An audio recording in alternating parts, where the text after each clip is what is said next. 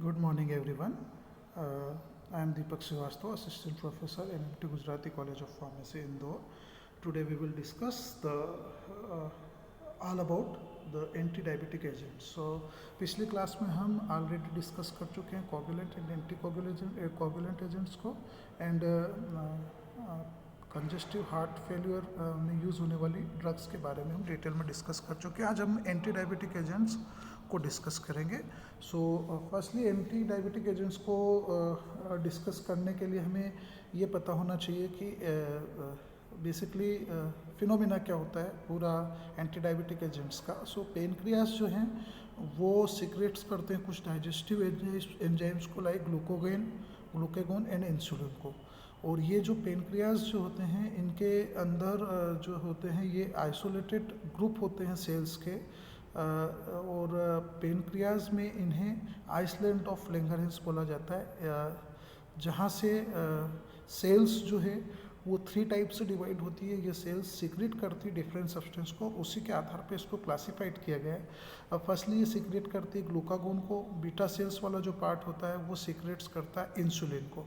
और gamma sales वाला जो पार्ट होता है वो सोमेस्टेटिन नाम के सब्सटेंस को सीक्रेट करता है. सो हम ये समझ लें कि जो पेनक्रियाज होते हैं वो डाइजेस्टिव एंजाइम्स को सीक्रेट करते हैं, और मेजरली जो डाइजेस्टिव एंजाइम सीक्रेट होते हैं वो ग्लूकागोन और इंसुलिन होता है. लेकिन जो पेनक्रियाज होते हैं वो एक सेल्स का आइसोलेटेड ग्रुप है जो आइसलैंड ऑफ लैंगरहैंस भी कहलाता है. इस आइसलैंड ऑफ लैंगरहैंस पे डिफरेंट टाइप्स की सेल पाई जाती है. इन सेल्स को हम अल्फा सेल्स, बीटा सेल्स और गामा सेल्स कहते हैं. अल्फा सेल से जो सीक्रेट्स होता है हार्मोन्स उसे ग्लूकागोन कहते हैं जो एक डाइजेस्टिव हार्मोन्स है. बीटा सेल से जो सीक्रेट्स होता है हार्मोन उसे इंसुलिन कहते हैं. और गामा सेल से जो सीक्रेट होता है हार्मोन या सब्सटेंस उसे हम सोमेटोस्टेटिन कहते हैं. अब जो ये इंसुलिन होता है जो कि आइसलैंड ऑफ लैंगरहैंस जो है किसका पार्ट है पेनक्रियास के, उसके बीटा सेल से सीक्रेट होता है इंसुलिन. ये एक मेजर रोल प्ले करता है फूड के डाइजेशन में और फूड के यूटिलाइजेशन में. इसलिए ये ज़रूरी है. साथ ही साथ ये जो इंसुलिन होता है वो एसेंशियल होता है फास्फोराइलेशन के लिए. ग्लूकोज का जो कन्वर्जन होता है फास्फोराइलेशन के थ्रू ग्लूकोज 6 फॉस्फेट में, उसके लिए रिस्पॉन्सिबल जो होता है एंजाइम्स या मेजर रोल प्ले जो एंजाइम्स करता है वो इंसुलिन मेजर रोल प्ले करता है जो कि बीटा सेल से सीक्रेट होता है. ये जो ग्लूकोज 6 फॉस्फेट होता है ये अगेन कैटाबोलाइज होता है, सिंपल फॉर्म में टूटता है और ये प्रोवाइड करता है एनर्जी. अब यदि किसी वजह से in some individual glucose level in blood is increase due to a lack of sufficient insulin, यदि किसी वजह से किसी पेशेंट के अंदर या किसी पर्सन के अंदर इंसुलिन का सिक्रेशन जो कि बीटा सेल से हो रहा है आइसलैंड ऑफ लैंगरहैंस से जो कि पेनक्रियास का एक पार्ट है, यदि वहाँ से इंसुलिन का सिक्रेशन प्रॉपरली नहीं हो पाता किसी भी वजह से, सो ब्लड के अंदर ग्लूकोज का लेवल बढ़ जाएगा. ग्लूकोज कन्वर्ट नहीं होगा ग्लूकोज 6 फॉस्फेट में, ग्लूकोज 6 फॉस्फेट नहीं बनेगा तो एनर्जी प्रोड्यूस नहीं हो पाएगी और वो एनर्जी डिफरेंट पार्ट में नहीं जाएगी. सो इस वजह से जो due to lake of sufficient insulin की वजह से जो कंडीशन प्रोड्यूस हो जाती है बॉडी के अंदर, उस कंडीशन को बोला जाता है hyperglycemia condition. Hyperglycemia condition वो कंडीशन होती है जिसमें इंसुलिन के लेक ऑफ सफिशिएंट इंसुलिन की वजह से ब्लड ग्लूकोज लेवल इंक्रीज हो जाता है. इसे हम हाइपर ग्लाइसेमिया कंडीशन बोलते हैं. और इस कंडीशन में जो डिजीज़ प्रोड्यूस होती है उस डिजीज़ को बोला जाता है डायबिटीज़ मेलाइटस. ठीक है, डायबिटीज़ मेलाइटस हो गया हमारा. कुछ इम्पोर्टेंट सिम्टम्स जो एसोसिएट होते हैं इस डिसीज़ से वो होते हैं पॉलीडिप्सिया, पोलीयूरिया, कीटेनिमिया एंड कीटोयूरिया. ये कुछ सिम्टम्स होते हैं जो प्रोड्यूस होते हैं हाइपरग्लाइसेमिक कंडीशन प्रोड्यूस होने पे. जो डायबिटीज़ मेलाइटस किसी भी पेशेंट्स में प्रोड्यूस होता है उसमें ये सिम्टम्स हमें दिखाई देते हैं डिसीजल कंडीशन में. अब हम देखें कि ये जो डायबिटीज़ होता है ये डायबिटीज़ क्लिनिकली कितनी तरह का होता है. तो क्लिनिकली इसे समझने के लिए हम जो भी पेशेंट्स होते हैं जिन्हें डायबिटीज़ है, उन पेशेंट्स को हम दो क्लास में सब क्लासिफाइड कर सकते हैं। पहला बोला जाता है टाइप 1 डायबिटीज़ एंड सेकंड होता है टाइप 2 डायबिटीज़। टाइप 1 जो डायबिटीज़ होता है उसे हम बोलते हैं insulin dependent diabetes mellitus. Insulin dependent diabetes mellitus, IDDM, insulin dependent diabetic mellitus type 1 diabetes कहलाता है। इस टाइप 1 डायबिटीज़ में एक ये जो टाइप 1 डिजीज़ है, टाइप 1 डायबिटीज़ है, ये ऑटो इम्यून डिजीज़ है। ये बेसिकली इसलिए कॉज होती है कि जो पेनक्रियाज में जो मौजूद पेनक्रियाटिक सेल्स में जो आइसलैंड ऑफ सेल्स होती है, वो सेल्स का यदि किसी वजह से डिजीजल कंडीशन की वजह से अगर डिस्ट्रक्शन हो जाता है, तो इस तरह के इंसुलिन को या इस तरह के डिजीज़ को हम टाइप 1 डायबिटीज़ बोलते हैं या इंसुलिन डिपेंडेंट डायबिटीज़ मेलाइटिस बोलते हैं। जहाँ तक दूसरे इंसुलिन की या दूसरे डायबिटीज़ की बात है, उसे बोला जाता है नॉन इंसुलिन डिपेंडेंट डायबिटीज़ या NIDDM, non insulin dependent diabetic mellitus या टाइप 2 डायबिटीज़ बोला जाता है। टाइप 2 डायबिटीज़ जो भी होते हैं वो बेसिकली हाइपर ग्लाइसेमिक ड्रग के कॉम्बिनेशन में दिए जाते हैं जो इंसुलिन को रजिस्ट करते हैं, और जिससे क्या होता है सेक्रेटरी फंक्शन जो होता है पेनक्रियाटिक बीटा सेल्स का, वो रजिस्ट हो जाता है इंसुलिन से। सो ऐसा डायबिटीज़ जो हाइपरग्लाइसेमिक कंडीशन की वजह से कॉज होता है, यहाँ ब्लड ग्लूकोज लेवल के ज़्यादा इंक्रीज होने की वजह से कॉज होता है, जो कि इसलिए कॉज होता है कि जो इंसुलिन का जो सिक्रेशन है वो रजिस्ट हो जाता है, किसी भी वजह से रजिस्ट हो जाता है, प्रॉपरली सिक्रेट नहीं हो पाता पेनक्रियाटिक सेल से, देन इस सिचुएशन को हम टाइप 2 डायबिटीज़ बोलते हैं। अब जरा हम बात करें कि चूँकि हाइपरग्लाइसेमिक कंडीशन प्रोड्यूस होती है इंसुलिन के कम सिक्रेशन की वजह से, जिससे डायबिटीज़ मेलाइटस प्रोड्यूस होता है, सो हम ऐसे एजेंट्स यूज़ करेंगे जो इस हाइपर सिक्रेशन को हाइपो कंडीशन में कन्वर्ट कर दे। तो there will be some hypoglycemic agents available. So उन हाइपोग्लाइसेमिक एजेंट्स के बारे में हमने पहले पढ़ना पड़ेगा। इन हाइपोग्लाइसेमिक एजेंट्स को हम एंटी हाइपरग्लाइसेमिक या एंटी डायबिटिक एजेंट्स भी कहते हैं, जो ब्लड शुगर लेवल को क्या करते हैं, ट्रीट करते हैं, या डायबिटिक मेलाइटस को ट्रीट करने के लिए यूज़ किया जाता है। फार्माकोलॉजिकली इनका जो ट्रीटमेंट होता है, ये टाइप 1 डायबिटीज़ को ट्रीट करने के लिए इंसुलिन थेरेपी दी जाती है, जहाँ डायबिटीज़ पेशेंट्स को हम क्या करते हैं, इंटेंसिव इंसुलिन थेरेपी देते हैं। साथ ही साथ एक और चीज़ ये देखी गई है कि the larger number of short and long acting insulin analog allows for the use of multiple dose of basal and prandial at meals doses of insulin. ये थेरेपी के तौर पे क्या किया जाता है, लार्ज और शॉर्ट एक्टिंग इंसुलिन एनालॉग को इंसर्ट किया जाता है या इंजेक्ट किया जाता है मल्टीपल डोज फॉर्म में, जिससे क्या होता है, इंसुलिन बॉडी में प्रॉपरली बनता रहता है। साथ ही साथ जो डोज दिया जाता है वो इस तरीके से दिया जाता है कि कार्बोहाइड्रेट का जो इंटेक है वो मील के बाद प्री मील कंडीशन में दिया जाता है, ताकि मीलिंग जब पेशेंट करे तो जो प्लाज्मा ग्लूकोज लेवल है वो मेंटेन रहे। सबसे ज़्यादा जो मोस्ट कॉमनली साइड इफ़ेक्ट्स होता है इस इंसुलिन थेरेपी का, वो ये होता है कि इस कभी कभी severely hypoglycemia condition hyperglycemic patients में प्रोड्यूस हो जाती है इंसुलिन थेरेपी की वजह से। सो ये एक सीवियर इफेक्ट होता है, पर इस चीज़ को ध्यान में रखते हुए इस तरीके से डेवलपमेंट किया गया कि minimum effect side effects produce हो। और जो HbA1 एक टेस्ट होता है जिसमें हीमोग्लोबिन A के कंसंट्रेशन को मैनेज किया जाता है पेशेंट के अंदर, हर 3 मंथ में ये टेस्ट परफॉर्म किया जाता है डायबिटीज़ पेशेंट्स के अंदर, जिससे पता चले कि blood sugar level properly maintain है या नहीं है, और इसे मेंटेन करके रखने के लिए इस चीज़ को ध्यान में रखा जाता है। इसके अलावा ये बात हुई मेडिकल जो ट्रीटमेंट होता है टाइप 2 डायबिटिक्स का, उसके लिए हमें हाइपरग्लाइसेमिक एजेंट्स पेशेंट्स को देना पड़ते हैं और उसका HbA1c टेस्ट परफॉर्म करवाना पड़ता है जो हमने बोला। और ये HbA1c टेस्ट जो होता है वो हर 3 मंथ का ब्लड प्रोफाइल होता है ब्लड शुगर लेवल का, और ये अगर बिलो 7% होता है तो इसे properly control blood sugar level माना जाता है किसी भी पर्टिकुलर डायबिटिक पेशेंट्स का। और बेसिकली जो ओबेसिटी होती है, लाइफ स्टाइल होती है, वो डायबिटिक के लिए बहुत ज़्यादा रिस्क फैक्टर है। अगर कोई पर्सन ओबेसिटी वाला है या किसी पर्सन का वेट लॉस नहीं हो रहा है, बहुत ज़्यादा वेट बढ़ रहा है, और अगर उसका जो फूड हैबिट है वो बेड फूड हैबिट है, so this will be the cause diabetic condition. Diabetes को कंट्रोल करने के लिए वेट लॉस और डाइटरी चेंजेस करने की ज़रूरत होती है। आपकी डाइट में मोर सप्लीमेंट, प्रोटीन सप्लीमेंट लेना होता है, कार्बोहाइड्रेट के इंटेक को कम किया जाता है, और इस तरीके से टाइप 2 को कंट्रोल करने के प्रोफार्मा या प्रोसेस को अप्लाई किया जाता है।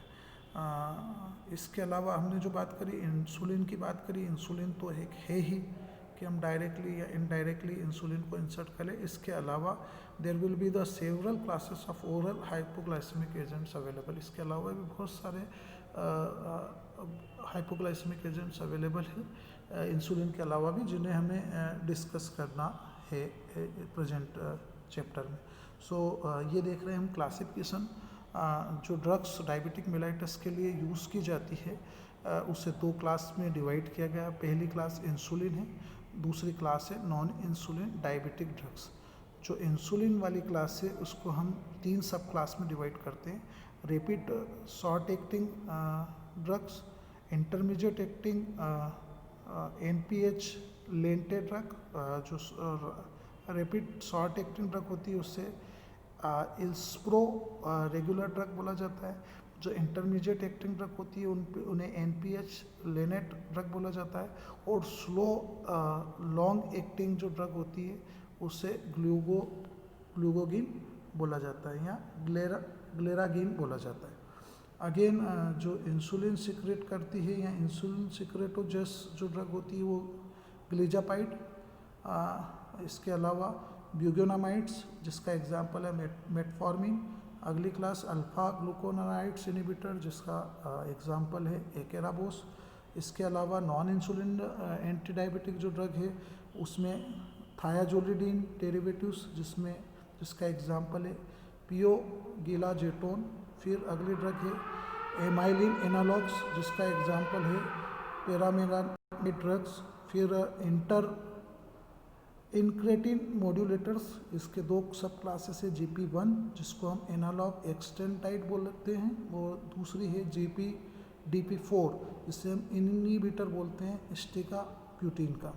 और इसके साथ साथ जो लास्ट क्लास है उसे बोला जाता है SGLT2 इनहिबिटर्स जिसका एग्जाम्पल है केनागिल्फ्रोचिन। ये कुछ ड्रग्स हैं जो हाइपोग्लाइसेमिक एजेंट्स हैं जिन्हें इंसुलिन और इंसुलिन के अलावा दूसरी सब क्लासेस में डिवाइड किया गया। इंडिविजुअल क्लासिफिकेशन और ईच एंड इंडिविजुअल ड्रग को हम आगे देखेंगे। यहाँ क्लासिफिकेशन चार्ट के थ्रू हमें ये पता चल गया कि हम as a anti diabetic drug केवल इंसुलिन का ही यूज़ नहीं करते। इंसुलिन के अलावा जितने हाइपोग्लाइसेमिक एजेंट्स हैं उनके बारे में हमने एक ब्रीफ आउटलाइन यहाँ पे क्लासिफिकेशन वाले सेक्शन में देखी। अब चलते हैं आगे। इंसुलिन एंड इट्स प्रिपरेशन को देखें। जो स्ट्रक्चर है इंसुलिन का उसको समझना ज़रूरी है अगर हम ये समझना चाहते हैं कि इंसुलिन और उसकी प्रिपरेशन किस तरीके से as a anti hypoglycemic agents या as a hypoglycemic agent use होती है, as a anti hyperglycemic agents के तौर पे यूज़ की जाती है। तो सबसे पहले हमें इंसुलिन के मॉलिक्यूल्स को समझना पड़ेगा। जो इंसुलिन का मॉलिक्यूल्स होता है वो 2 पॉलीपेप्टाइड चेन से मिलकर बना होता है, polypeptide chain A and polypeptide chain B। ये A polypeptide chain and B polypeptide chain जो होती है आपस में क्या होती है, कंजुगेट रहती है या आपस में एक दूसरे से फिक्स रहती है, या जॉइंटली जो बॉन्ड एंगल होता है, जो बॉन्ड होता है वो डाइसल्फाइड बॉन्ड होता है इन A और B पॉलीपेप्टाइड साइड चेन्स में जो आपस में लिंक होती हैं। जहाँ तक बात करें डाइसल्फाइड बॉन्ड की, there is an additional disulphide bond in chain A. Chain A में जो होता है वो एक एडिशनल बॉन्ड होता है चेन बी की तुलना में, डाइसल्फाइड बॉन्ड होता है।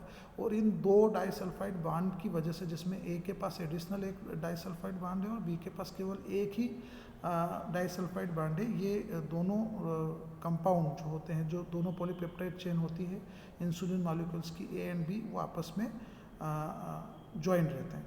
जहाँ तक बात होती है चेन ए की, इस चेन ए में 21 अमीनो एसिड्स कंपाउंड होते हैं या डेरिवेटिव्स होते हैं, वेयरएज चेन बी में जो है 30 अमीनो एसिड्स होते हैं। और जहाँ तक मॉलिक्यूलर वेट की बात है, मॉलिक्यूलर वेट जो होता है इस कंपाउंड का, इंसुलिन का, जो चेन ए और चेन बी के टुगेदर होने से बनते हैं, उसका मॉलिक्यूलर वेट होता है 5734 डेल्टॉन्स। जहाँ तक इंसुलिन की बात की जाती है, इंसुलिन बायोसिंथेसाइज होता है बीटा सेल्स में, पेनक्रियाज में, और ये जो बीटा सेल्स में, पेनक्रियाज में जो इंसुलिन बायोसिंथेसाइज होता है, ये प्रो इंसुलिन फॉर्म में बायोसिंथेसाइज होता है। इसके साथ साथ जो प्रो इंसुलिन होता है उसमें 1110 अमीनो एसिड्स होते हैं, और इस प्रो इंसुलिन का मॉलिक्यूलर वेट जो होता है वो 12,000 डाल्टन तक होता है। मतलब ये high molecular weight protein analogue होता है। जो प्रो इंसुलिन होता है वो जो होता है एंडोप्लाज्मिक रेटिकुलम जो होता है उसके साथ क्लीव्ड होके 24 अमीनो एसिड्स के यूनिट के साथ एन टर्मिनल पे, नाइट्रो टर्मिनल्स पे जाके एड ऑन हो जाता है। और यहाँ पे इस पर्टिकुलर कंपाउंड को हम बोलते हैं, इस प्रोडक्ट को प्रो इंसुलिन बोला जाता है। और इस प्रो इंसुलिन का जो कि जाके एंडोप्लाज्मिक रेटिकुलम के साथ लूजिंग अप हो गया है 24 अमीनो एसिड्स यूनिट को लेके नाइट्रोजन टर्मिनल पे, उसे हम प्रो इंसुलिन बोलते हैं। इस प्रो इंसुलिन का इस पर्टिकुलर स्टेप पे मॉलिक्यूलर वो वेट जो होता है वो 9000 डाल्टन होता है। और ये डाइसल्फाइड बॉन्ड के साथ प्रोटेोलाइटिक मॉडिफिकेशन करता है, और गोल्गी एपरेटस जो होता है उस गोल्गी एपरेटस के साथ एसोसिएट होता है। और इसके साथ एसोसिएट होने पे ये 4 बेसिक अमीनो एसिड्स को लूज करता है। ये 4 अमीनो एसिड जो होते हैं उनका सीक्वेंस होता है ARGB31। ये सीक्वेंस है अमीनो एसिड्स का, जो लूज होते हैं 4 अमीनो एसिड्स गोल्गी एपरेटस के साथ प्रोटेोलाइटिक मॉडिफिकेशन की वजह से प्रो इंसुलिन की। वो डाइसल्फाइड बॉन्ड के थ्रू होता है। तो ये जो 4 amino acids, basic amino acids जो लॉस होते हैं इस गोल्गी एपरेटस के मॉडिफिकेशन की वजह से, वो होते हैं ARGB31, ARGB32, LYSA64 and ARGA65। ये लॉस होते हैं। और इसके लॉस होने की वजह से जो सी पार्ट होता है चेन का, ए बी के अलावा एक सी पार्ट भी होता है, ये सी चेन जो है वो एक्शन में आती है और प्रो हार्मोन्स को कन्वर्ट करती है। कुछ प्रो हार्मोन जो मौजूद होते हैं अमीनो एसिड्स में, उसको ये सी चेन जो कि डायरेक्टली या इनडायरेक्टली ए या बी चेन के डाइसल्फाइड बॉन्ड के साथ टुगेदर होने में कोई रोल प्ले नहीं करती, वो इनडायरेक्टली क्या करती है, इन प्रो हार्मोन्स को कन्वर्ट कर देती है। इसमें मौजूद जो प्रो हार्मोन्स होते हैं बेसिक कंपाउंड में, अमीनो एसिड्स के फॉर्म में, उन्हें कन्वर्ट कर देती है PC1 एंड PC2 में। ये आप देख पा रहे हैं। हम अगर स्ट्रक्चर को देखें तो इंसुलिन का ए चेन वाला पार्ट दिख रहा है, बी चेन वाला पार्ट दिख रहा है, आपस में जो है बॉन्ड दिख रहे हैं। अगर हम देखें यहाँ, अगर हम बॉन्ड देखें तो डाइसल्फाइड बॉन्ड दिख रहे हैं, डाइसल्फाइड बॉन्ड मौजूद है। और इन डाइसल्फाइड बॉन्ड में हम एक चीज़ देख रहे हैं कि जो चेन बी है वो बड़ी चेन है और चेन ए जो है छोटी चेन है, लेकिन इसमें डाइसल्फाइड बॉन्ड है। और यहाँ पे कन्वर्जन हो रहा है, ये जो सी पेप्टाइड है, ये सी पेप्टाइड कन्वर्जन कर रहे हैं PC2 एंड PC1 का कन्वर्जन। ये यहाँ PC1 है, ये PC1 और PC2 कन्वर्ट हो रहे हैं, और ये PC1 और PC2 कन्वर्ट हो रहे हैं 4 अमीनो एसिड्स के चेन को लूज करके। इंसुलिन का जो बायोलॉजिकली एक्टिव फॉर्म होता है इंसुलिन का, उससे हम मोनोमर कहते हैं। और जो ये मोनोमर होता है ये सॉल्यूशन होता है इंसुलिन का, जिसके अंदर डाइमर और एक हेक्सामर, 6 मोनोमरिक यूनिट जिसको हम हेक्सामर बोलते हैं, वो हेक्सामर और डाइमर आपस में एक दूसरे से कंजुगेट हो जाते हैं।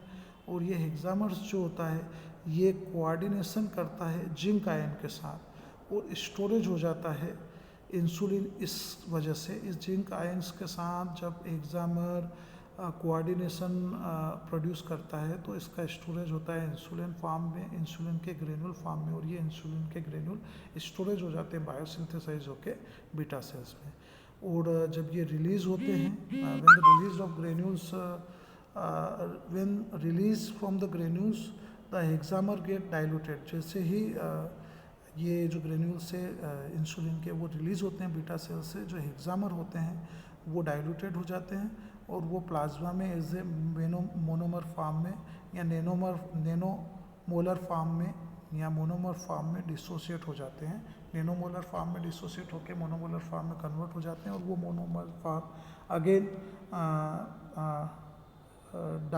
डाइमर सोल्यूशन में कन्वर्ट होते हैं और ये मोनोमर फॉर्म डाइमर से फिर हेक्सामर बनाते हैं और फिर ये 6 मोनोमरिक यूनिट जो होती है हेक्सामर की अगेन कोऑर्डिनेशन करती है जिंक आयंस के साथ और स्टोरेज हो जाती है इंसुलिन फॉर्म में। इस तरीके से प्रोसेस बीटा सेल्स के थ्रू चलने लग जाता है। किसी भी वजह से ये बीटा सेल्स में ग्रेन्यूल्स डिपॉजिट होने की या स्टोरेज होने के प्रोसेस यदि किसी भी वजह से रुक जाती है तो इंसुलिन का जो प्रोडक्शन है या इंसुलिन का जो स्टोरेज है वो कम होने लग जाता है और ये कंडीशन जो है ब्लड के अंदर शुगर के कंसंट्रेशन को इंक्रीज कर देती है और ब्लड शुगर लेवल बढ़ जाता है और उस कंडीशन को हम डायबिटिक सिचुएशन या डायबिटिक मेलाइटिस सिचुएशन या हाइपरग्लाइसेमिक सिचुएशन बोलते हैं। उसी ट्रीट करने के लिए हम एंटी डायबिटिक एजेंट्स को यूज़ करते हैं जिनका क्लासिफिकेशन हमने देखा। So there will be the detail study of structure of insulin. हमें इंसुलिन का स्ट्रक्चर जानना इसलिए ज़रूरी है ताकि हम ये बता सकें कि कौन सी ड्रग किस तरीके से एक्ट करेगी जिससे इंसुलिन का जो प्रोडक्शन है या स्टोरेज है वो प्रॉपरली होता रहे, वो डायबिटिक कंडीशन प्रोड्यूस ना हो। चलिए हम आगे देखते हैं इसके आगे और हम देखें sources and stability of insulin. So patient जिनको जो सफ़र कर रहे हैं डायबिटीज़ से उनके पास केवल एक ही ऑप्शन होता है, वो ये होता है कि वो एडमिनिस्ट्रिंग करें या तो बोविन बेस्ड और प्रोसीन बेस्ड इंसुलिन को और ह्यूमन इंसुलिन का अल्टरनेटिव जो है वो अमीनो एसिड्स के सीक्वेंस को डिकोडिफाइड करके आर्टिफिशियली प्रोवाइड किया जाए। ये दो ऑप्शन है। सो ये ऑप्शन है। इसके अलावा एनिमल सोर्सेज भी होते हैं बट वो लेस यूज़ किए जाते हैं। इसको डिस्कस करेंगे हम आगे। होता है पर बहुत कम यूज़ किए जा रहे हैं अभी एनिमल सोर्सेज को, क्योंकि there will be the some limitation of this animal sources. And insulin अभी आज के समय में अगर हम डिस्कस करें तो इंसुलिन का जो सबसे सूटेबल सोर्स अवेलेबल है वो है biosynthetic human, semi synthetic human and analogue of human insulin. तो बेसिकली 3 तरह के सोर्सेस इंसुलिन के लिए प्रेजेंट सिनेरियो में अवेलेबल है, बायोसिंथेटिक ह्यूमनिक फॉर्म में, सेमी सिंथेटिक ह्यूमनिक फॉर्म में and analogue of human insulin में। Human insulin is the least antigenic of the available insulins and tend to be more soluble than animal insulin। जो human insulin होता है वो उसमें लेस्ट एंटीजेनिक अवेलेबल होने के चांसेस होते हैं, साथ ही साथ इंसुलिन जो ट्रेंड कर रहा है और मोर सॉल्युबल इंसुलिन है वो ह्यूमन इंसुलिन ही है एज़ कम्पेयर टू, बिकॉज ये ह्यूमन इंसुलिन मोर सॉल्युबल होता है देन एनिमल इंसुलिन का। सो it is a preferable insulin और एनिमल इंसुलिन। सो पहले के समय में एनिमल इंसुलिन को यूज़ किया जाता था लेकिन अब इसके ऊपर प्रेफरेंस जो है वो ह्यूमन इंसुलिन को दिया जाता है। सो टाइप्स ऑफ इंसुलिन देखें, जो ऑनसेट ऑफ एक्शन होता है इंसुलिन का उसी आधार पे जो एनालॉग है, इंसुलिन एनालॉग है, उनको ट्रीटमेंट ऑफ डायबिटीज़ के आधार पे और their rate of onset and duration of action के आधार पे इसको क्लासिफाइड किया गया डिफरेंट टाइप से इंसुलिन को। सर जहाँ तक एसएआर की बात है तो वेरिएंट ऑफ एसएआर जो है इंसुलिन के उनको हम ऑब्जर्व करेंगे, बट उसमें क्या है अमीनो एसिड जो रेसिड्यू होता है वो सी टर्मिनल्स पे और बीटा चेन के साथ इन्फ्लुएंस होके डाइमर फॉर्मेशन को इंक्रीज करता है। और जैसा कि हमने पहले डिस्कस किया जब डाइमर ज़्यादा से ज़्यादा बनेंगे तो हेक्सामर ज़्यादा प्रोड्यूस होंगे और वो हेक्सामर जिंक के साथ एसोसिएट होकर, जिंक आयन के साथ एसोसिएट होकर more and more insulin granules का फॉर्मेशन करते हैं। सो इस तरीके से सार में इस चीज़ का ध्यान रखा जाता है कि जितने भी अमीनो एसिड से उनके जो रेसिड्यू है वो सी टर्मिनल्स पे बीटा चेन के साथ बाइंड हो और वो डाइमर्स का ज़्यादा से ज़्यादा फॉर्मेशन करे, जिससे हेक्सामर ज़्यादा बने और ये हेक्सामर जिंक आयंस के साथ एसोसिएट होके ज़्यादा से ज़्यादा इंसुलिन के ग्रेन्यूल्स को प्रोड्यूस करें। ये बात हो गई टाइप्स ऑफ इंसुलिन के। इसके अलावा इसी आधार पे हम सब क्लासिफाइड करते हैं एक्शंस के आधार पे, ड्यूरेशन ऑफ एक्शंस के आधार पे ह्यूमन इंसुलिन को। फर्स्ट टाइप है rapid acting insulin analogue.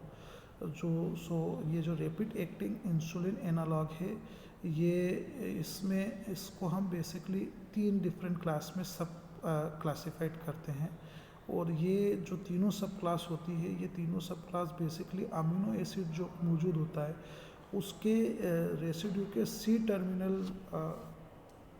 Terminals पे या सी टर्मिनल्स पे होने वाले बीटा चेन के अंदर होने वाले चेंजेस के आधार पे ये इंसुलिन सब क्लासिफाइड है। और ये रैपिडली एक्टिंग इंसुलिन एनालॉग है जो तेज़ी से वर्क करते हैं। इन रैपिडली एक्टिंग इंसुलिन एनालॉग को हम 3 सब क्लास में क्लासिफाइड करते हैं। पहला इंसुलिन लिस्प्रो, दूसरा इंसुलिन एस्पार्ट और तीसरा इंसुलिन ग्लूलिसिन। ठीक है, जहाँ तक इंसुलिन एस्पायरो की बात है, इसमें जो सीक्वेंस होता है सी टर्मिनल्स पे जो बीटा चेन के साथ अमीनो एसिड्स रेसिड्यू का अटैच होगा, वो सीक्वेंस LIS B29 पे स्विच्ड कर जाता है और ये बना लेता है प्रो B28 सीक्वेंस। और इस तरह के सीक्वेंस के चेंज होने पे इस तरह के रैपिड एक्टिंग इंसुलिन एनालॉग को इंसुलिन लेस्प्रो बोला जाता है। दूसरा टाइप है इंसुलिन एस्पार्ट। इंसुलिन एस्पार्ट में जो प्रो B28 होता है, जो कि सी टर्मिनल्स पे किसी वजह से प्रोड्यूस होता है, ये कन्वर्ट हो जाता है ASP में। सो इस तरह के इंसुलिन को बोला जाता है rapid acting insulin aspart analogue. ठीक है, और थर्ड जो होता है इंसुलिन ग्लूकोसिन, उसमें VLB3 जो सब्स्टिट्यूट होता है वो LIS में कन्वर्ट होता है और ये LIS B29 में चेंज हो जाता है और जो कि ग्लूटामेट में कन्वर्ट हो जाता है फाइनली। सो इस तरह के रैपिड एक्टिंग इंसुलिन एनालॉग को इंसुलिन ग्लूकोसिन एनालॉग बोला जाता है। अगला जो कैटेगरी है जिसे बोलते हैं शॉर्ट एक्टिंग इंसुलिन। अगेन ये रेगुलर ह्यूमन इंसुलिन है जो कि प्रोटोटाइप को फॉलो करके प्रिपेयर किया जाता है और ये एक अच्छी चॉइस होती है इंट्रावेनस ट्रीटमेंट के लिए डायबिटिक पेशेंट्स के लिए, और ये शॉर्ट एक्टिंग इंसुलिन की क्लास में आता है। तीसरा क्लास जिसे बोलते हैं इंटरमीडिएट एक्टिंग इंसुलिन, इसमें इंसुलिन NPH को हम एड ऑन करते हैं। सो ये 2 तरीके से सब क्लासिफाइड हुआ है, एक है इंसुलिन NPH एंड दूसरा होता है इंसुलिन लेंटे। ये इंटरमीडिएट एक्टिंग होता है, इनका एक्टिंग जो होता है वो ना बहुत ज़्यादा फास्ट होता है ड्यूरेशन और एक्टिंग ऑफ ड्रग, ना बहुत ज़्यादा स्लो होता है। इंटरमीडिएट एक्टिंग इंसुलिन जब उन पेशेंट्स को दिया जाता है जिन्हें नॉर्मल लेवल पे मेंटेन करने की ज़रूरत होती है ब्लड शुगर लेवल को। सो इंसुलिन NPH वो होता है जिससे प्रिपेयर किया जाता है इक्वल अमाउंट में पॉजिटिवली चार्ज्ड पॉलीपेप्टाइड प्रोटामाइन और रेगुलर इंसुलिन को प्रॉपरली सही कंसंट्रेशन में एड ऑन करके। इसके अलावा जो इंसुलिन लेंटे है, इसे प्रिपेयर करने के लिए रेगुलर इंसुलिन को जिंक के साथ और एसिटेट बफर के साथ क्रिस्टलाइन फॉर्म में कन्वर्ट करके सबक्यूटेनियसली फ्लूइड में अगर इंजेक्ट किया जाता है तो उस तरह के इंटरमीडिएट एक्टिंग इंसुलिन को हम इंसुलिन लेंटे कहते हैं। ये तीसरी क्लास हो गई इंटरमीडिएट एक्टिंग इंसुलिन की। चौथी क्लास जो होती है इंसुलिन की, उसे बोला जाता है long acting insulin. Long acting insulin वो इंसुलिन होते हैं जो लंबे समय तक काम करते हैं और ऐसे पेशेंट्स को दिए जाते हैं जिनमें ब्लड शुगर लेवल लंबे समय तक प्रॉपर्ली मेंटेन नहीं रहता है या फ्लक्चुएशन ब्लड शुगर लेवल में देखने को मिलता है। तो इस तरह के जो इंसुलिन की कैटेगरी को लॉन्ग एक्टिंग इंसुलिन क्लास बोला जाएगा। इसे अगेन 4 क्लास में डिवाइड किया गया है। पहला इंसुलिन ग्लेग्रीन, इसमें जो एनालॉग इस कैटेगरी का जो एनालॉग होता है वो ASN A21 को ग्लाइसिन के साथ एडिशन होने की वजह से दो अमीनो एसिड सीक्वेंस बनते हैं C टर्मिनल्स पे, जो बीटा चेन से या बी चेन से एसोसिएट होते हैं। इस तरह के लॉन्ग एक्टिंग इंसुलिन को हम इंसुलिन ग्लेग्रीन कैटेगरी बोलते हैं। दूसरी जो ग्लेग्रीन कैटेगरी के बाद दूसरी जो कैटेगरी उसे इंसुलिन यूरेथ्लेटिन कैटेगरी बोलते हैं। इसमें लॉन्ग एक्टिंग इंसुलिन जो होता है उसमें 4 जिंक एसीटेट कंपाउंड जो है वो क्रिस्टलाइन प्रोडक्ट फॉर्म करते हैं मिक्स करने पे। सो इस तरह के इंसुलिन को, लॉन्ग एक्टिंग इंसुलिन को इंसुलिन यूरेथ्लेटिन लॉन्ग एक्टिंग इंसुलिन बोला जाता है। तीसरा कैटेगरी है इंसुलिन डेटेमर। इसमें जो ये सबसे न्यूएस्ट कैटेगरी है और लॉन्ग एक्टिंग एनालॉग की कैटेगरी है। इसमें N टर्मिनल्स पे एसाइलेशन होता है, जिसकी वजह से जो एमिनो एसिड्स का कोड है LYSB29 वो 14 कार्बन मिट्रेटिक एसिड्स के साथ कंबाइंड हो जाता है। इस तरह के लॉन्ग एक्टिंग इंसुलिन्स को इंसुलिन डेटेमिर कैटेगरी बोला जाता है। Last but not least fourth जो लॉन्ग एक्टिंग इंसुलिन की कैटेगरी उसमें इससे ये एक लॉन्ग एक्टिंग इंसुलिन एनालॉग है जो करंटली फेज 3 में है, क्लिनिकल ट्रायल स्टेज में है। इसमें इंसुलिन को डिडक्ट किया जाएगा और ये इंसुलिन जो है वो रिजल्ट फॉर्म करेगा और रिमूवल करेगा एक अमीनो एसिड सीक्वेंस को, जिसे बोला जाता है GLUB30, और उसका N एसाइलेशन होगा, जिससे ये GLUB30 जो अमीनो एसिड्स एनालॉग है ये N एसाइलेशन के थ्रू LYB29 में कन्वर्ट हो जाएगा और GLU अमाइड बनेगा और हेक्साडेंटोइक एसिड्स बनेगा, जो कि फास्टली और लॉन्ग ड्यूरेशन तक एक्ट करेगा। सो ये लॉन्ग एक्टिंग इंसुलिन की फोर्थ कैटेगरी का फोर्थ सब टाइप हो गया। और फिफ्थ कैटेगरी जिसे हम बोलते हैं प्री मिक्सड इंसुलिन। इसमें क्या किया जाता है, डिफरेंट टाइप के इंसुलिन को मिक्स करके एक सीरीज के थ्रू पेशेंट्स को इंसुलिन ट्रीटमेंट दिया जाता है, जिससे क्या होता है इंसुलिन जो है डिफरेंट सब्सटेंस के साथ प्री मिक्स्ड फॉर्म में प्रोड्यूस होता है और ये जो है रैपिड एक्टिंग इंसुलिन के तौर पे काम करता है। और ये जो मिक्सचर होता है इसमें 50-50% और 75-25% का जो रेशो होता है, 70-30 का रेशो होता है NPH का और रेगुलर इंसुलिन का। और ये रेशो 70-30 का भी हो सकता है, 50-50 का भी हो सकता है, 75-25 का भी हो सकता है। ये बेसिकली डिपेंड करता है पेशेंट की कंडीशन के ऊपर।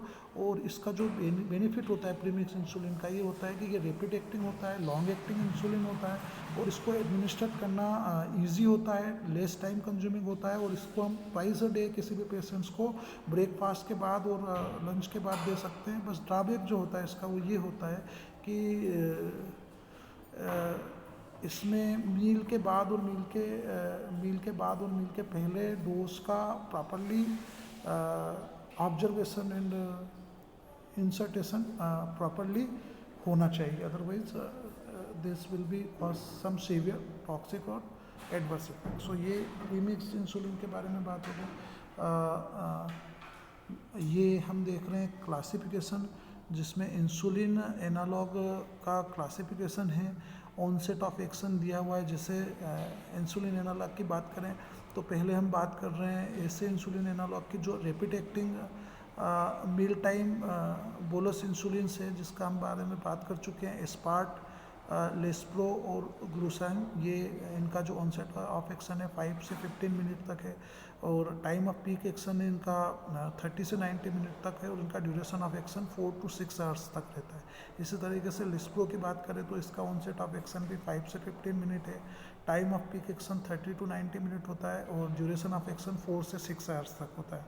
जहाँ तक ग्लूलोसिन, जो कि अगेन एक इंसुलिन एनालॉग है, रैपिड एक्टिंग इंसुलिन एनालॉग है, जिसके बारे में हम पढ़ चुके हैं, उसका ऑनसेट ऑफ एक्शन 15 मिनट होता है, टाइम ऑफ पीक एक्शन 30 से 90 मिनट तक का होता है और duration of action 5 to 3 hours होता है। दूसरी कैटेगरी जो हमने पढ़ी शॉर्ट एक्टिंग ह्यूमन इंसुलिन, जहाँ पे हमने रेगुलर ह्यूमन इंसुलिन RHI की बात करी हुई, इसका जो ड्यूरेशन होता है 30 से 60 मिनट ऑनसेट ऑफ एक्शन होता है, टाइम ऑफ पीक एक्शन 2 से 3 आवर्स तक होता है, और ड्यूरेशन ऑफ एक्शन जो होता है 8 to 10 आवर्स होता है। इसी तरीके से डिफरेंट कैटेगरी का ड्यूरेशन ऑफ एक्शन दिया हुआ है। इससे हमें ये चीज़ समझ में आती है कि कौन सा ड्रग प्रोमिक्स इंसुलिन है, कौन सा ड्रग लॉन्ग एक्टिंग इंसुलिन है, कौन सा ड्रग इंटरमीडिएट इंसुलिन है, कौन सा drug short acting human insulin है, and which will be the drug in the category of rapid acting insulin derivatives. So इससे हमें पता चलता है कि कौन सी ड्रग का इंसुलिन का प्रिपरेशन का क्या फार्माकोकाइनेटिक एक्शन होता है। सो इस चार्ट के थ्रू हमने इस चीज़ को ऑब्जर्व किया। ठीक है, सेकंड कैटेगरी, जब ये बात हो गई इंसुलिन वाली कैटेगरी की, नेक्स्ट कैटेगरी जो है वो होती है नॉन इंसुलिन एंटी डायबिटिक और ओरल हाइपोग्लाइसेमिक एजेंट्स।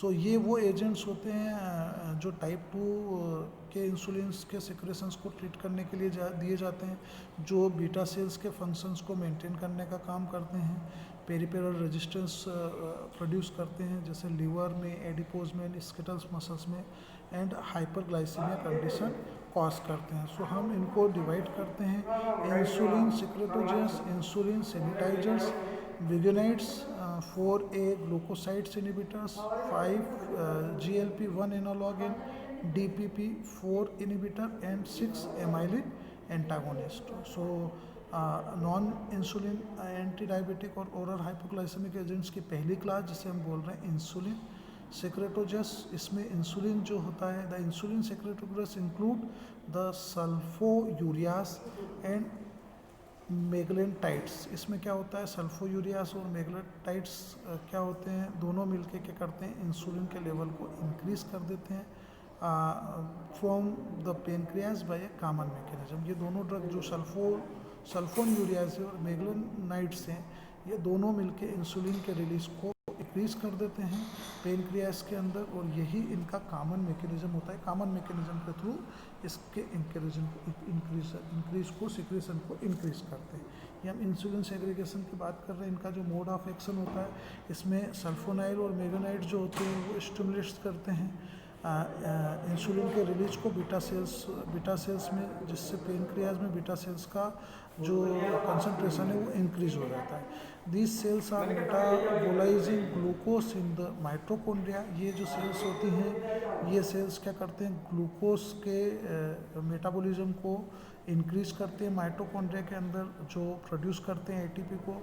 जब एटीपी इंक्रीज हो जाती है तो ये इंट्रासेलुलर रेशो को एटीपी और एडीपी के इंक्रीज कर देते हैं, जिससे एटीपी सेंसिटिव पोटेशियम चैनल जो प्लाज्मा मेम्ब्रेन के अंदर है वो एक्टिवेट होता है, और ये चैनल जब क्लोज होता है तो ये ट्रिगर करता है, ट्रिगर होता है, और इसके ट्रिगर होने से voltage sensitive calcium channel open हो जाता है। ये कैल्शियम चैनल कैल्शियम के कंसंट्रेशन को इंक्रीज करता है साइटोस्केलेटन में, जिसकी वजह से इंसुलिन जो है ग्रेन्यूल से, इंसुलिन कंटेनिंग ग्रेन्यूल से वो रिलीज़ होने लग जाते हैं टिश्यूज़ में एंड मेम्ब्रेन में।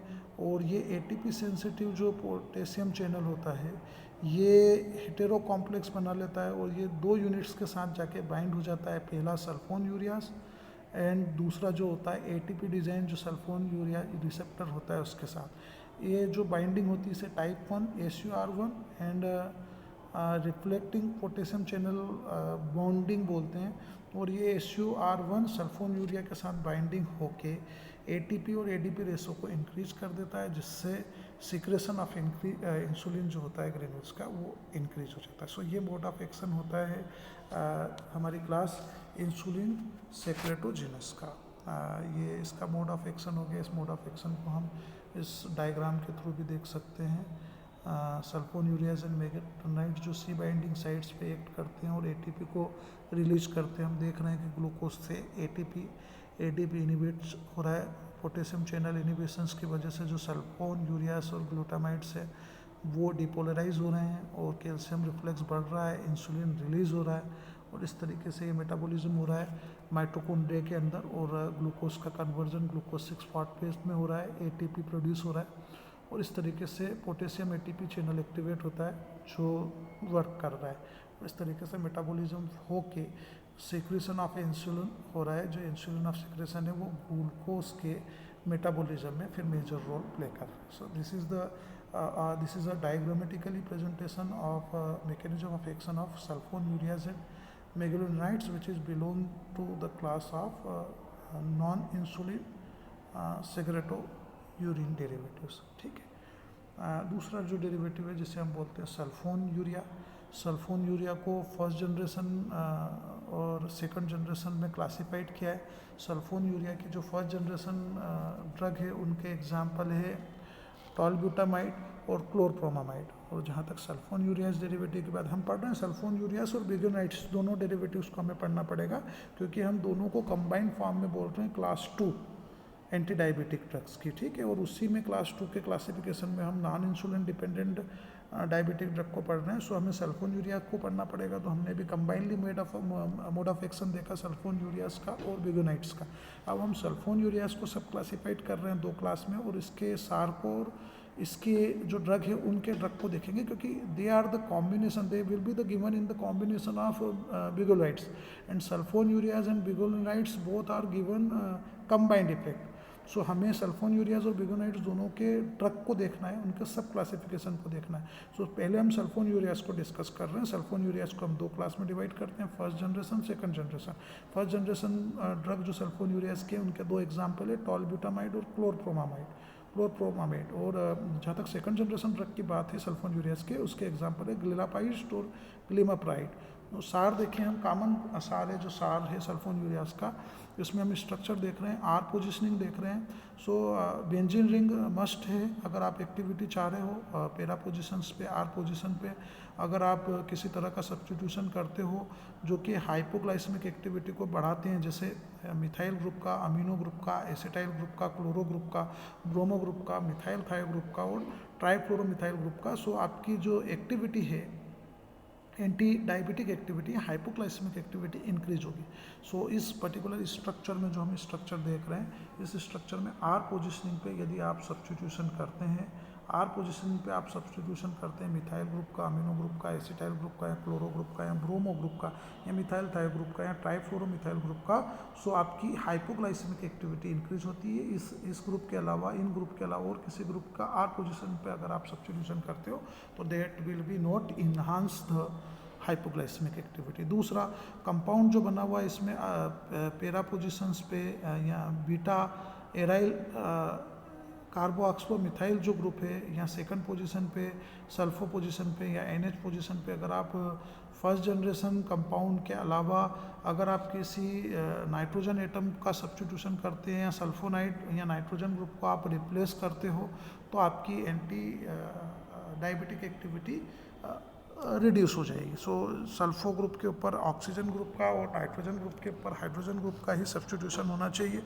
R1 पोजीशन पे अगर आप सब्स्टिट्यूशन कर रहे हो तो R1 पोजीशन के सब्स्टिट्यूशन के लिए आपको R2 पे जो साइज है वो the group attach to the terminal nitrogen R2 पे जो भी ग्रुप अटैच किया जाएगा वो लिपोफिलिक प्रॉपर्टी का होना चाहिए. तभी एन टर्मिनल पे एक्टिविटी जो है वो लो रहेगी और एन टर्मिनल पे जब एक्टिविटी लो रहेगी तभी हम एक्टिविटी को बना के रख पाएंगे, एंटी डायबिटिक एक्टिविटी को. ये सल्फो यूरिया डेरिवेटिव का सार हो गया. फर्स्ट जनरेशन सेकंड जनरेशन के हमने क्लासिफिकेशन देखे. इंडिविजुअल ड्रग को देखेंगे, फर्स्ट ड्रग और सेकंड ड्रग को, फर्स्ट जनरेशन और सेकंड ड्रग की. लेकिन अभी हमने सार पढ़ा कॉमन सल्फोन यूरियास का. जहाँ तक एडवर्स इफेक्ट की बात है, इससे वेट गेन होता है जो कि इंसुलिन की एक्टिविटी को कम करता है. फूड इंटेक जो है अगर डिक्रीज हो जाता है तो रिस्क रहती है, हाइपोग्लाइसेमिक कंडीशन सीवियर हो सकती है. साथ ही साथ जो इंडिविजुअल इफेक्ट है वो सीवियर टॉक्सिक इफेक्ट प्रोड्यूस करते हैं. अब इसी क्लास में फर्स्ट जनरेशन क्लास की सल्फोन यूरियास क्लास की पहली ड्रग का नाम जिसे हम बोल रहे हैं टालब्यूटामाइड.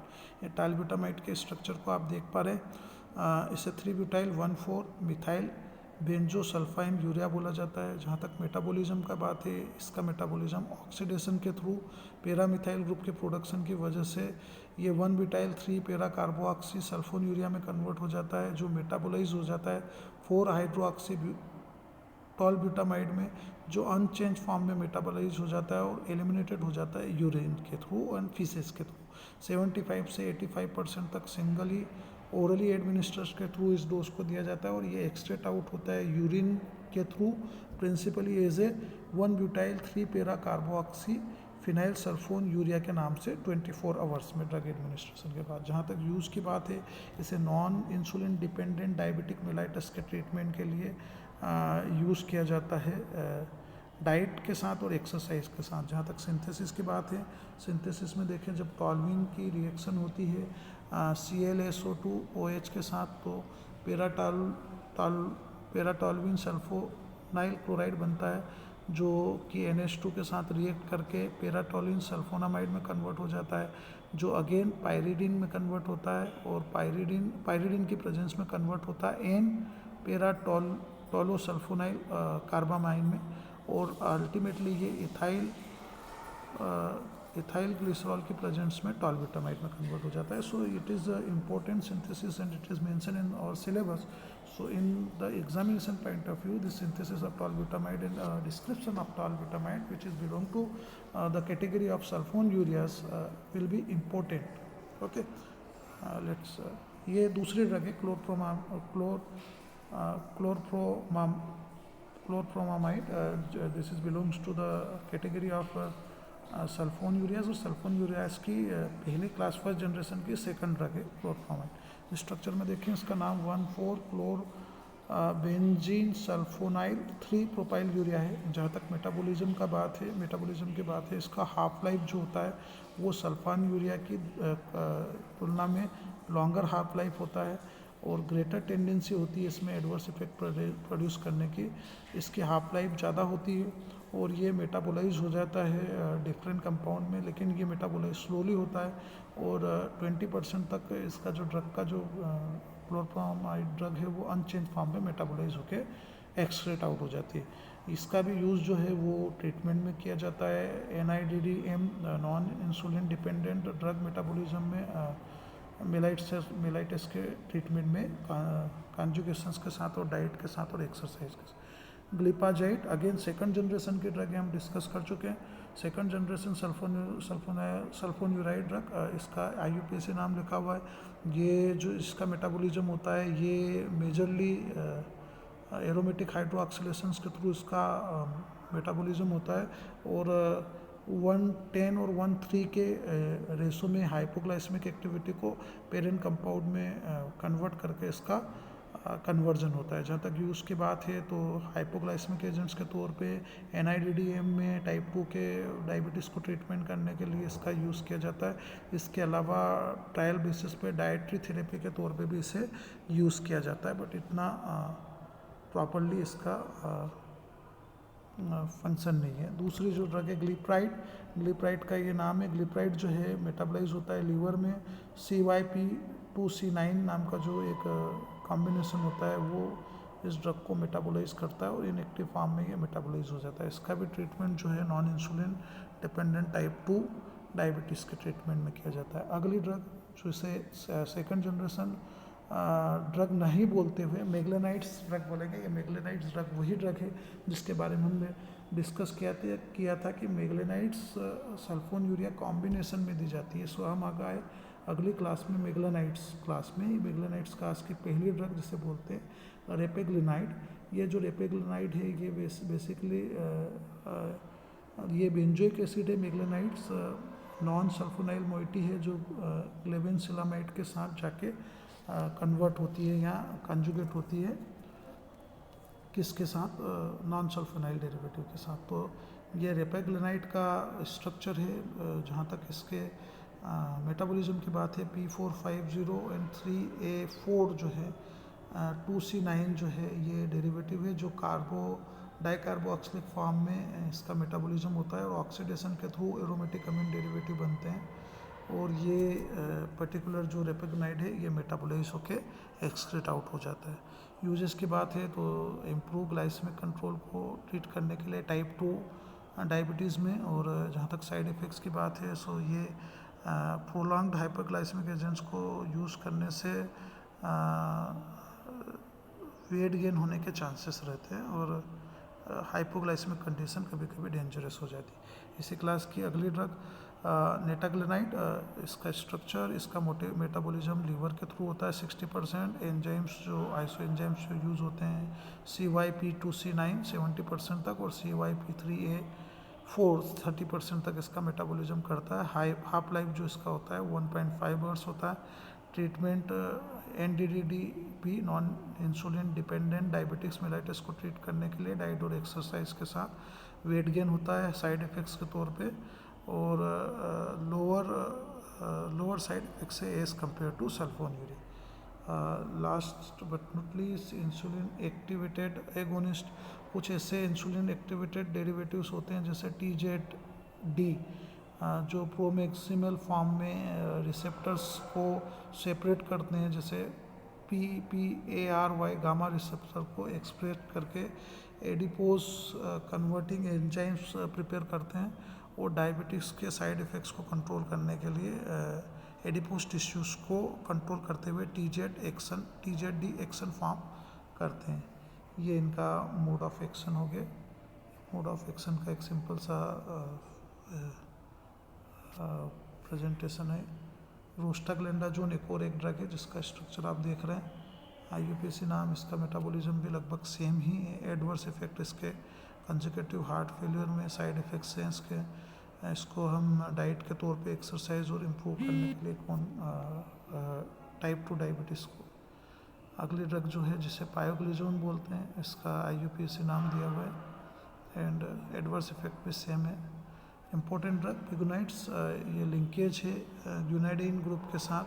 साइड चेन्स में बिगोनाइड इंक्लूड मेटफॉर्मिन, टेंटफॉर्मिन एंड ब्यूराफॉर्मिन। ये बिगोनाइड जो ड्रग है उसमें मेटफॉर्मिन एक इम्पोर्टेंट ड्रग है। इस मेटफॉर्मिन ड्रग के हम स्ट्रक्चर को देख रहे हैं, ये इसका मेटफॉर्मिन का, और मेटफॉर्म जो है वो ये कम्प्लीटली स्ट्रक्चर जो इसका मोड ऑफ एक्शन है वो क्लियरली नोन नहीं है, बट ये ग्लाइकोलिसिस करके और कंट्रोल करने का काम करते हैं कॉम्बिनेशन फॉर्म में कहीं ना कहीं, और ये इसका जनरल मोड ऑफ एक्शन होता है। सो ये मेटफॉर्मिन ड्रग की बात हो गई।